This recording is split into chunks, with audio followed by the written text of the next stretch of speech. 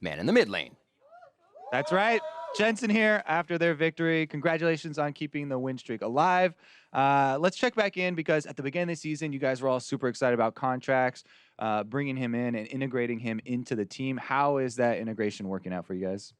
Obviously, it's been going pretty good so far because we've been winning all our matches. And it's been really easy, I'd say, because he's really easy to work with, and he already had a pretty good understanding of the game. Sometimes he gets a bit too aggressive, but I think overall he's been performing really well.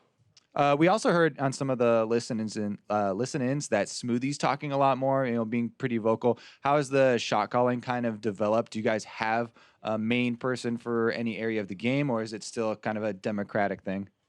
I would say we all kind of talk when it comes to macro and side lane pressure and stuff. It's mainly me and Impact because we usually go to side lanes, and I tend to call when I go like split pushing and stuff. But overall, I think we all like have our role, but Smoothie mostly talks in fights. But overall, we all like just have something to say when it comes to macro and shot calling.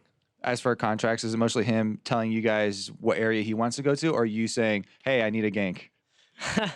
I would say it's a mix of both. If there's a good gank opportunity, I'll call it, or if he wants to go invade or something, he'll call it, or if we just as a team thinks it's good to go somewhere, we'll just all say something. Well, it is working out for you, as you said. Coming up next for you guys is going to be Echo Fox. You specifically are going to be playing against Froggen. Are you one of those European mid laners that looked up to him in the old days? He has a lot of history, or is it just another match? I would say it's just another match. Obviously, he has a good past, like been the top player back in like season 2 and such. But I never really like thought of him as a threat, so I'm not really too worried. What about his form right now? Is it going to be a pretty even match or another clapping? I would say it's going to be pretty one-sided. All right. Well, confidence here for Cloud9 and deserved. They are the team to beat, as you said. We're going to send it back over to Zyrene as well as Riv. Thank you very much, Kobe. Great interviews on the day. And as we said, another win coming in for Cloud9.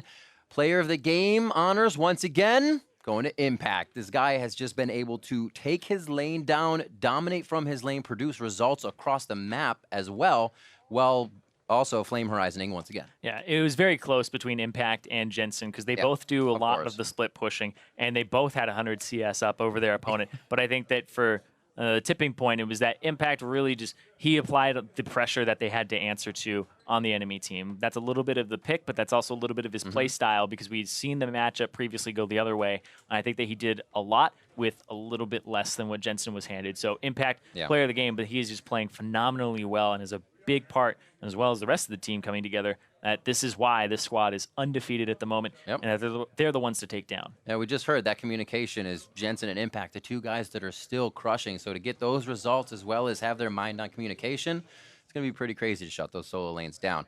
Now let's send it over to NA LCS 1 for some bonus coverage as Fox and Team Liquid face